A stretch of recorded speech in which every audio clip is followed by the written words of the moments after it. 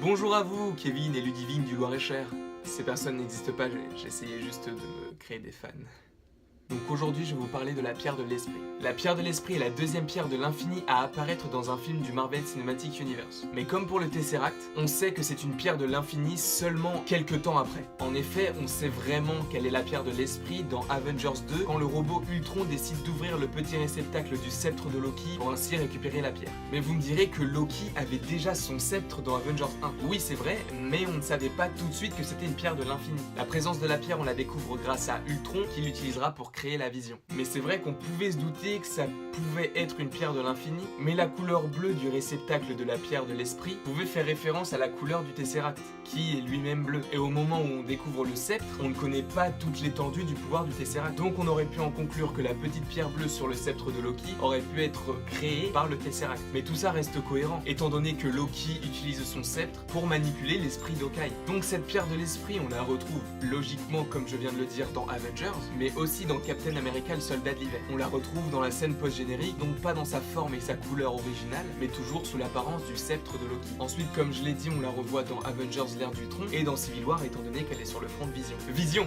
Prenons quelques minutes pour évoquer son cas. C'est un humanoïde créé par un robot. Grosso modo, il est pratiquement inarrêtable et intouchable. Mais seulement dans Civil War, quand Tony Stark demande à la Vision de tirer dans le réacteur de Faucon pour l'empêcher de suivre Iron Man qui suit lui-même l'avion dans lequel est Bucky et Captain America, il tire par inadvertance dans le réacteur de War Machine. Il semble avoir eu un bug ou une distraction qui aurait pu être causée par son idylle avec la sorcière rouge, étant donné qu'au moment où il tire, il est en train de s'occuper de la sorcière rouge, comme s'il n'y avait qu'elle qui est important à ses yeux. Seulement les pierres de l'infini sont censées être des artefacts qui n'ont quasiment aucune limite et aucune faille. Alors comment se fait-il qu'un humanoïde créé par un robot qui possède une pierre de l'infini puisse manquer sa cible? Peut-être que la pierre a réellement une faille et que c'est l'amour qui triomphera.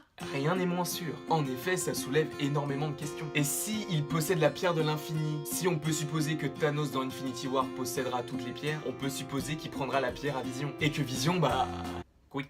Je ne l'espère pas parce que c'est un personnage qui est un super atout pour les Avengers. Mais à ce stade, tout reste possible. Et quand on connaît la puissance de Thanos, le mec est tellement fort que quand il contracte son biceps, il détruit une planète. J'aurais pu parler de pourquoi Thanos a donné la pierre de l'esprit à Loki, donc échanger une pierre de l'infini contre une autre, sachant que Thanos les veut toutes. Mais aujourd'hui, je vous propose de regarder les autres vidéos qui sont sorties avant si vous ne les avez pas vues, ou si vous les avez vues et que vous les avez aimées, vous pouvez les revoir. Moi, ça me ferait toujours plaisir. Et donc, je vous dis à très vite pour la prochaine vidéo.